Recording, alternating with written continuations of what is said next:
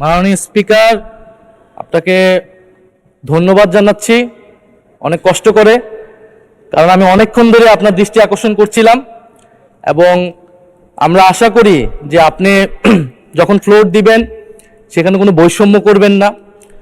আজকে মাননীয় বিরোধী দলীয় নেতা উনি মুলতবি প্রস্তাব পেশ করেছেন, সেই অনুযায়ী আপনার রুলিংও হয়েছে, কিন্তু সে বিষয়ে আইনমন্ত্রী, মাননীয় আইনমন্ত্রী এবং মাননীয় স্বরাষ্ট্রমন্ত্রী তারা কিন্তু তাদের বক্তব্য ব্যাখ্যা রেখেছেন সংক্ষিপ্ত সময়ে হলেও। তো সেই ব্যক্তিতে কিন্তু আমাদেরও কথা বলা থাকে, সেই সুযোগগুলো কিন্তু আমাদেরকেও দেওয়া উচিত মাননীয় স্পিকার। তো সে বিষয়ে আমি দুইটা কথা বলতে চাই। এখানে আমাদের কারোরই ভুলে যাওয়ার কথা না যে দুইটা নির্বাচনের মাধ্যমে আমরা আজকের এই জায়গায় এসেছি, একটি গণভোট এবং একটি জাতীয় সংসদ নির্বাচন। এবং এই গণভোটের ভিত্তি হচ্ছে যেই আদেশ, জুলাই সনদ বাস্তবায়ন আদেশ,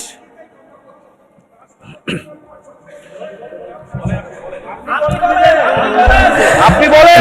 মাননীয় সদস্য, আপনি বসুন দয়া করে, বসুন দয়া করে। জি চিফ হুইপ, আপনি বক্তব্য সমাপ্ত করেন। ধন্যবাদ মাননীয় স্পিকার, তাহলে আমরা আর এখানে না থাকি, আমরা তাহলে আর দরকার নেই। মাননীয় চিফ হুইপ, আপনার মাইক অন আছে, প্লিজ ডু কন্টিনিউ। মাননীয় স্পিকার, আমাদের বক্তব্যটা হচ্ছে খুবই সুস্পষ্ট, যেখানে বারবার বিভিন্ন বক্তব্যে আমাদের যে গণভোট হয়েছে, গণরায় হয়েছে, গণভোটের আদেশ ছিল, সেই আদেশকে অমান্য করা হচ্ছে, সেই আদেশকে অসাংবিধানিক বলা হয়েছে, যার ভিত্তিতে আমরা এখানে এসেছি সেটাকে অসাংবিধানিক বলা হচ্ছে।